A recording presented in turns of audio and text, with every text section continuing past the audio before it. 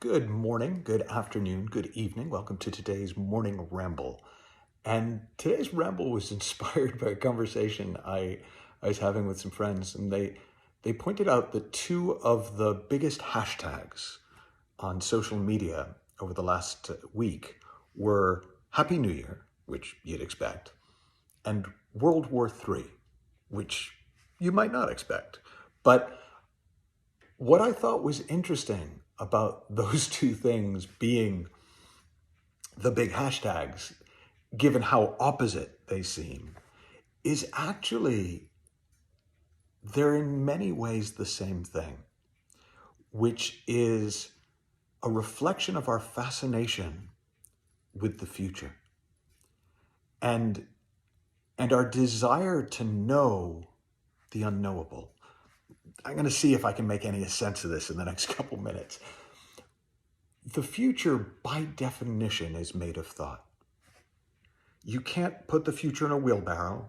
You will never get to the future. There isn't a place called the future. The future is a word that we use to describe our thoughts about things that we think may or may not happen at some point in time, at some moment in time. And since that moment is not now, we call it the future. We could say the same thing about the past. If we have thoughts about what did happen or what might have happened, well, then we call that the past. But what that means is that by definition, we're making up the future. And if we're scared about the future, that means we're making up a scary future. Hashtag World War III.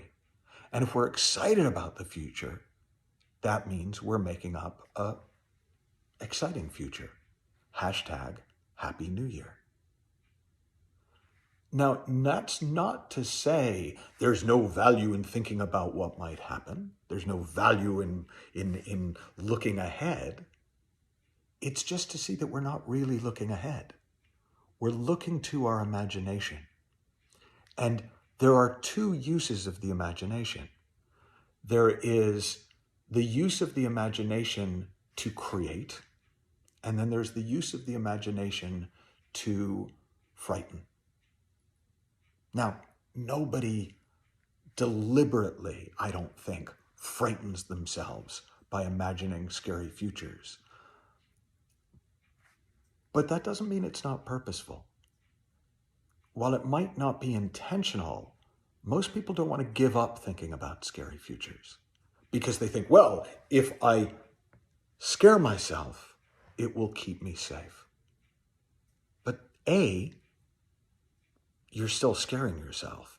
And B, that's not how real fear works. Real fear works in real time. If there is a clear and present danger, if there is a tiger that shows up under the seat that I'm sitting on, and there is a little kitten that's going to show up who may or may not make it into shot. But if there were a tiger, then fear is the thing that would send my biology into overdrive and either give me such a huge surge of adrenaline that I would either be able to run or fight or do something that would be beyond my normal capacity. But when there's no tiger, when I'm making up the tiger, there's nowhere for all that stress and adrenaline to go. And I wind up just feeling stressed and then tired, and then it all kind of goes to hell from there. So what's my point?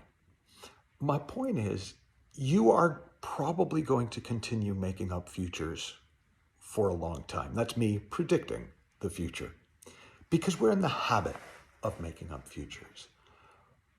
But if you can see that your fear about the future, hashtag World War III, is made up, and your excitement about the future, hashtag Happy New Year, is made up, then you've got a little more say than most of us exert. We've got a little more influence than most of us exert over where we take our imagination and whether we use it to create positive possibilities, to explore positive outcomes, or whether we use it to scare ourselves in the vainglorious attempt to keep ourselves safe.